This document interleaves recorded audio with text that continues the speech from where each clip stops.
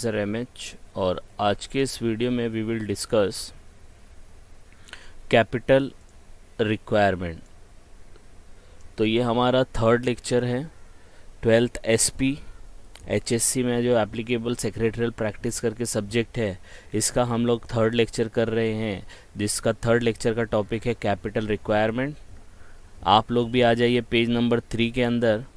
Page number 3 के ऊपर ये वाला टॉपिक दिया है जिसको आज हम लोग डिस्कस करेंगे। इससे पहले जो डिस्कशन हुआ है वो डिस्कशन हुआ था कैपिटल स्ट्रक्चर के बारे में और फिर उसके इम्पोर्टेंस के बारे में हम लोग ने डिस्कस किया था। 2 वीडियो हम लोग ने बनाए थे, 10 से 15 मिनट के बीच का था, जिसका लिंक मैंने डिस्क्रिप्शन में दे दिया है। आप वहाँ पे जाके उस कॉन्सेप्ट को क्लियर कर सकते हो, ठीक है। तो ये हर एक वीडियो जो आएगा 10 to 15 मिनट्स के अंदर अंदर का रहेगा, जिसके अंदर जो भी टॉपिक को कवर किया जाएगा वो क्लियर हो जाएगा और आपको कितना लिखना है वो भी इसमें बता दिया जाएगा, जिससे आपको ये कन्फ्यूजन ना हो कि सर इसमें तो बहुत सारा दिया है, इतना सारा दिया है, ये सब लिखना है क्या। ठीक है, तो इतना सब लिखने की ज़रूरत नहीं है, मैं आपको छोटा छोटा करके बताऊंगा, उतना लिखो और पूरा मार्क्स आपको मिलेगा। ठीक है, तो without wasting any time let's start with the third topic. आप लोग आ जाओ पेज नंबर 3 और हाईलाइट करते रहना। हाँ, topic name is capital requirement. ठीक है, तो सबसे पहले कैपिटल रिक्वायरमेंट, नाम से ही पता चल रहा है कैपिटल मतलब जो पैसा बिजनेस में लगता है। रिक्वायरमेंट मतलब कितना पैसे की रिक्वायरमेंट है, मतलब ज़रूरत कितनी होगी। तो जो पैसा आप बिज़नेस में लगाते हैं उसकी कितनी ज़रूरत होगी।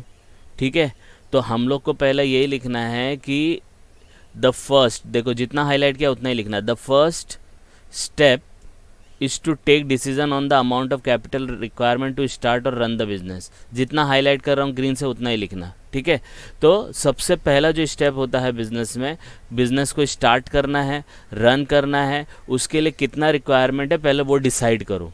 ठीक है, तो first you have to take the decision कि कितने रिक्वायरमेंट की ज़रूरत है। अब जो रिक्वायरमेंट होगा ना, वो रिक्वायरमेंट 2 पार्ट में डिवाइड होता है, तो याद रखना। तो पहला पॉइंट आप लिखोगे कैपिटल रिक्वायरमेंट, वो कैसे आएगा, द फर्स्ट स्टेप। तो स्टार्ट और बिजनेस को स्टार्ट और रन करने के लिए हम लोग को कैपिटल रिक्वायरमेंट होता है, कैपिटल की ज़रूरत होती है। अब कैपिटल रिक्वायरमेंट जो है वो 2 पार्ट में डिवाइड होता है। कितने पार्ट में डिवाइड होता है, 2 पार्ट में। तो यहाँ पे देखो दिया है वाइल डिसाइड किया ना आपने कि भाई स्टार्ट और रन करने के लिए कितना है। तो while deciding about the volume of capital requirement an entrepreneur has to take into consideration fix capital requirement and working capital requirement. ये 2 लाइन लिखनी है। ठीक है, इसको और सिंप्लीफाई कर देते हैं कि जब हम लोग डिसीजन लेते हैं कि कितने पैसे की ज़रूरत होती है स्टार्ट और रन करने की, तो उसमें जो बिजनेसमैन होता है, एंटरप्रेन्योर होता है, वो has to take the into consideration कि फिक्स कितने की ज़रूरत है, फिक्स्ड रिक्वायरमेंट कितने की ज़रूरत है और वर्किंग कैपिटल कितने की ज़रूरत है। मतलब कुछ अमाउंट हम लोग को फिक्स लगेगा ही लगेगा और कुछ हम लोग को रेगुलर बेसिस पे लगेगा। जैसे एग्जांपल के तौर पे आप पिकनिक जा रहे हो, आप पिकनिक जाने के लिए आपको वहाँ का टिकट जो है 1000 रुपया है और आप 500 रुपया एक्स्ट्रा रख लेते हो वहाँ के छोटे मोटे खर्चे के लिए, तो 1000 तो फिक्स हो गया ना, तो that is the fix capital.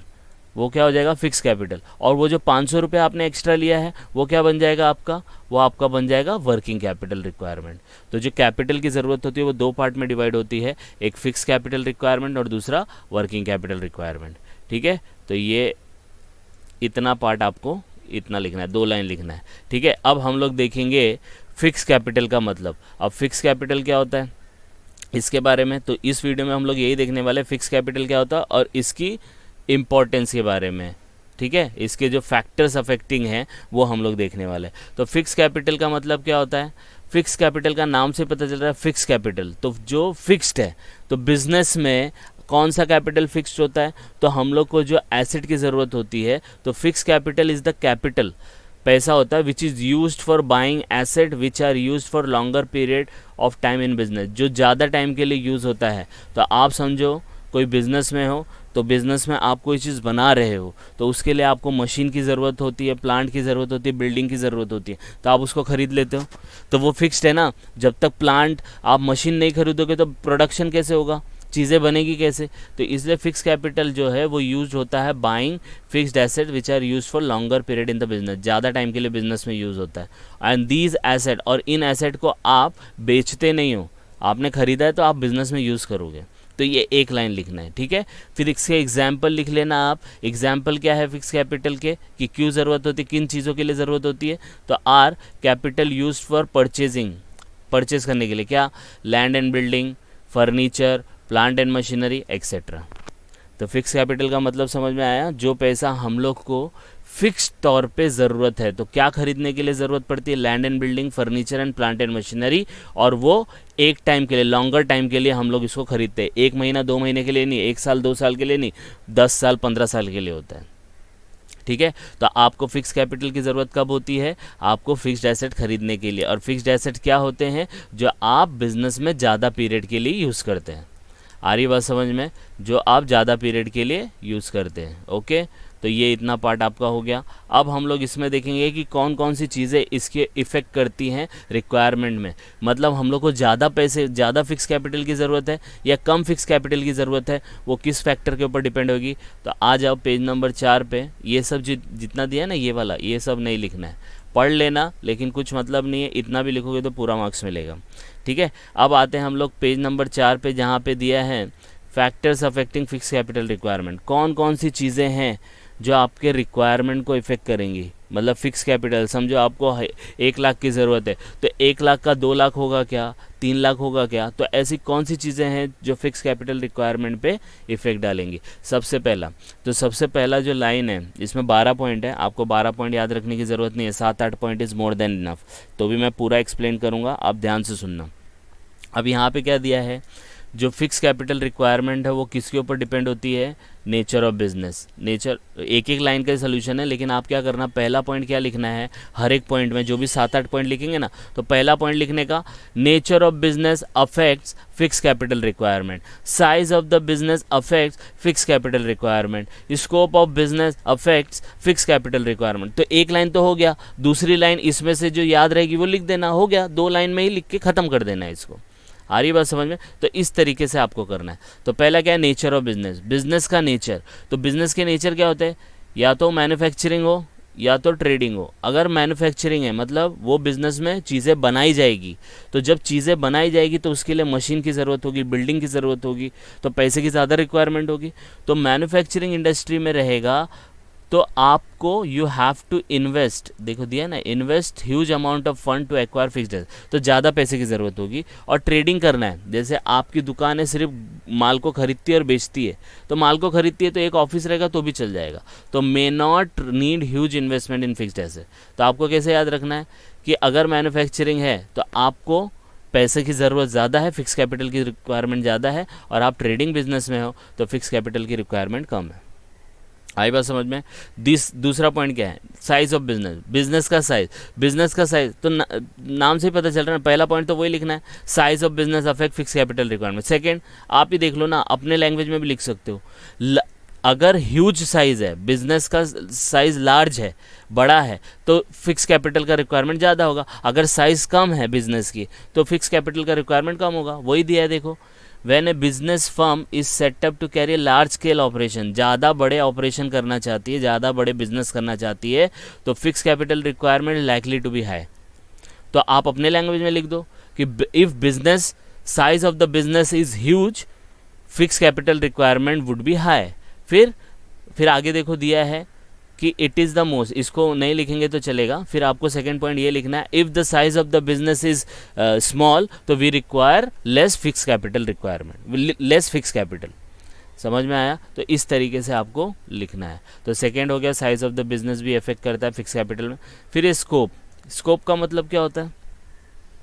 Scope का मतलब ये होता है कि भाई आप जो बिज़नेस कर रहे हो वो फ्यूचर में चलेगा कि नहीं चलेगा।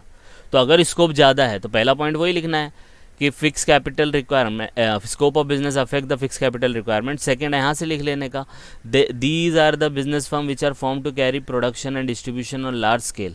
तो आप ज़्यादा स्कोप में करना चाहते हो, अभी आप सिर्फ मुंबई में हो, महाराष्ट्र में, आपको और बड़े स्कोप में करना है दिल्ली में भी, क्योंकि आपके प्रोडक्ट का डिमांड है, तो आपको ज़्यादा कैपिटल की ज़रूरत होगी। तो अगर स्कोप बड़ा है तो यही पॉइंट लिख सकते हो आप कि if the scope of business is huge we require more fixed capital, if the scope of business is less we require less fixed capital। समझ में आया? इसमें ज़्यादा टेक्निकल वर्ड में दिया है, लेकिन आपको जितना मैं हाईलाइट कर रहा हूँ उतना लिखेंगे तो चल जाएगा, ठीक है। नेक्स्ट फोर्थ पॉइंट पे आ जाते हैं। फोर्थ पॉइंट में दिया है एक्सटेंट ऑफ लीज और रेंट। अगर आप इन एसेट को, जो ये नाम दिया था ना, देखो यहाँ पे हम लोग ने हाईलाइट किया था, land and building, furniture, plant and machinery, अगर इसको खरीदते तो पैसा ज़्यादा लगता है ना, अगर इसको भाड़े पे लोगे तो कम लगेगा। तो इसलिए बोला एक्सटेंट ऑफ लीज और रेंट। रेंट पे लिया तो पहला पॉइंट तो वही लिखना है कि extent of lease and rent affect the fix capital requirement. और सेकंड पॉइंट क्या लिखना है, यहाँ पे देखो दिया है, इफ़ द एंटरप्रेन्योर, अगर ये स्पेलिंग नहीं याद रहती तो आप बिजनेसमैन भी लिख सकते हो। If businessman decide to acquire asset on lease और रेंटल बेसिस, लीज का मतलब होता है भाड़े पे लेना, उसको थोड़ा और पॉश तरीके से बोला गया है, ठीक है। रेंटल बेसिस पे लेंगे तो आपको फिक्स कैपिटल की रिक्वायरमेंट कम होगी। तो देखो आगे दिया, less amount of funds of fixed asset will be needed for the business. आप यही लिखो, अगर बिजनेसमैन ने एसेट को लीज पे लिया, रेंट पे लिया, तो हम लोग को पैसे की, फिक्स कैपिटल की कम ज़रूरत होगी। अगर हम लोग ने खरीदा, वी बाय इट, तो हम लोग को ज़्यादा कैपिटल की ज़रूरत होगी। बस एक ही लाइन लिखना है इसमें, आई बात समझ। यहाँ पे देखो लीज का मतलब बताया है, वह आप अगर पढ़ेंगे तो समझ में आ जाएगा, और लीज का मतलब रेंट होता है, ठीक है। फिर आ जाते हैं नेक्स्ट, अरेंजमेंट ऑफ सब कॉन्ट्रैक्ट। सब कॉन्ट्रैक्ट का मतलब क्या है, आपके बिजनेस में क्या है, 3 प्रोसेस है, प्रोसेस 1, प्रोसेस 2, प्रोसेस 3। अब प्रोसेस 1 और प्रोसेस 2 के अंदर है ना बहुत सारी मशीन्स की ज़रूरत है।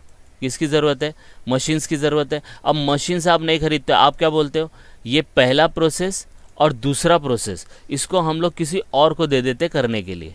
जब आपके 3 प्रोसेस में से पहले 2 प्रोसेस कोई और कर रहा है, तो आपको उस मशीन को खरीदने की ज़रूरत पड़ेगी क्या, नहीं पड़ेगी ना। तो आप सिर्फ प्रोसेस 3 पे ध्यान दो।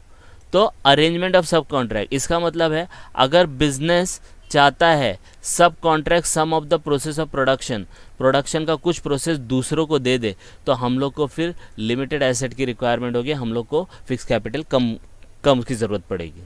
समझ में आया। तो याद रखना, अरेंजमेंट ऑफ सब कॉन्ट्रैक्ट का मतलब ये होता है कि अगर बिजनेस ने अपने कोई प्रोसेस को, ठीक है, आप हाईलाइट कर सकते हो, if the businessman want to subcontract some of the process of production to other, तो लिमिटेड एसेट्स आर रिक्वायर्ड, इतना लिखो बस। आई बात समझ में। तो इट वुड मिनिमाइज, बस इतना लिखने का। पहला तो वही, अरेंजमेंट ऑफ सब contract affect the fix capital requirement, ठीक है।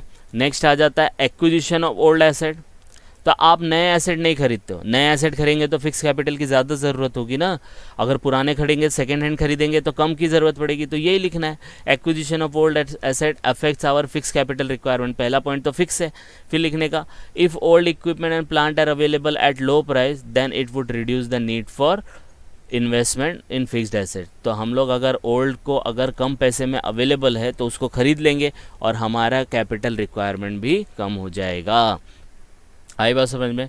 फिर 7th पॉइंट ले लो, acquisition of asset on concessional rent. अगर आपको कंसेशनल मतलब कम भाव में मिले, कब मिलेगा, कभी कभी गवर्नमेंट क्या बोलती है कि आप अपनी फैक्ट्री को कोई इलाके में सेटअप करो तो हम आपको कंसेशन देंगे।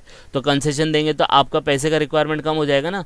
तो अगर कहीं से आपको कंसेशन मिल रहा है तो उसकी वजह से अगर आप एसेट खरीदते हो तो कम कैपिटल की रिक्वायरमेंट होगी। तो इसमें यही बोला है कि industrial with a view to foster industrial growth at regional level, मतलब इंडस्ट्रियल ग्रोथ को बढ़ाने के लिए कभी कभी गवर्नमेंट में provide land and building material at concessional rate. तो 100 रुपये की चीज़ आपको 30 रुपये में मिलेगी, तो कैपिटल रिक्वायरमेंट कम हो गया ना। आई बात समझ में। तो इतना लिखने का, पहला acquisition of asset on concessional rate affects the capital requirement, फिर ये वाली लाइन लिख के ख़त्म कर देना। आई बात समझ में, यस और नो। तो गवर्नमेंट कभी कभी आपको कंसेशनल रेट पे देती है। फिर नेक्स्ट आ जाता है 7 पॉइंट हो गए और 2-3 पॉइंट। इसके अंदर बहुत सारे पॉइंट है, आपको सिर्फ 7-8 ही करने, ज़्यादा नहीं करने। मैं सब एक्सप्लेन कर देता हूँ।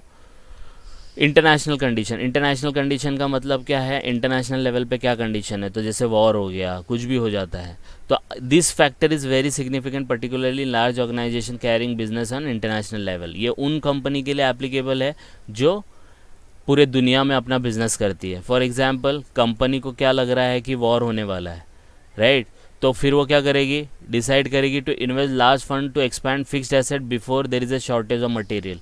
तो शॉर्टेज आने से पहले क्या करेगी, माल खरीद के रखना स्टार्ट कर देगी, तो आपका रिक्वायरमेंट बढ़ जाएगा। आ रही बात समझ में? तो ये थोड़ा सा टिपिकल लग रहा है तो ये मत करना आप।